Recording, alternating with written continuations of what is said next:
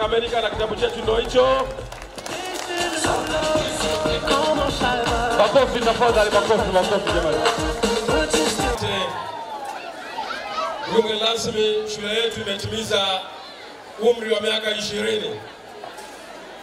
Kama angekuwa ni binadamu, huyu leo angekuwa amemaliza chuo kikuu au pengine amepata hata ajira.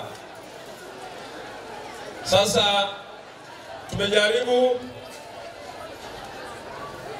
kutafuta historia ya shule hii tangu inaanzishwa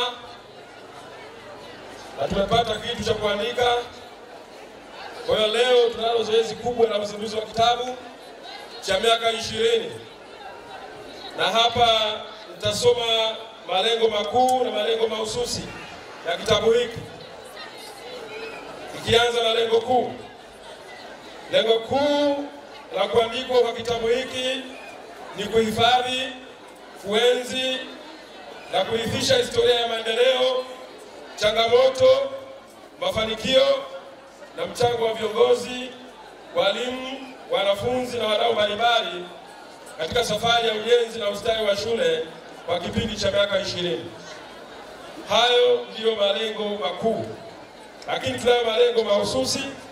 Moja ni kuhifadhi historia ya shule kwa kuandika kumbukumbu sahihi za kudumu zinazohusu chimbuko, maendeleo na mabadiliko yanayotokea ndani ya kipindi cha miaka 20. Mbili ni kuweka kumbukumbu ya mchango wa viongozi, walimu, wanafunzi na wadau mbalimbali katika kuendeleza shule ili vizazi vijavyo vitambue jitihada zao na kuvienzi.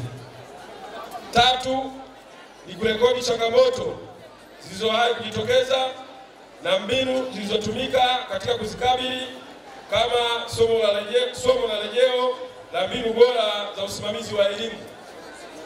Nne, kuhamasisha na kuwatia moyo wanafunzi, walimu na jamii kwa ujumla ili waendelee kushirikiana katika kulinda na kukuza mafanikio ya shule. Tano, kutoa rejeo la kielimu na kihistoria litakaloweza kutumika katika utafiti, mijadala ya kielimu na kumbukumbu za taasisi. Sita, ni kuenzi mafanikio makubwa yaliyopatikana katika nyanja za taaluma, michezo, miundombinu na malezi ya wanafunzi ndani ya kipindi cha uongozi wa viongozi mbalimbali. Na mwisho ni kujenga utambulisho na mshikamano wa pamoja kwa jamii ya shule ya sekondari Olenjolai ili kudumisha urithi na heshima ya taasisi hii kwa vizazi vijavyo. Kwa hiyo ndugu mgeni rasmi, hayo ndio malengo maalum, malengo mahususi na lengo kuu la kitabu hiki.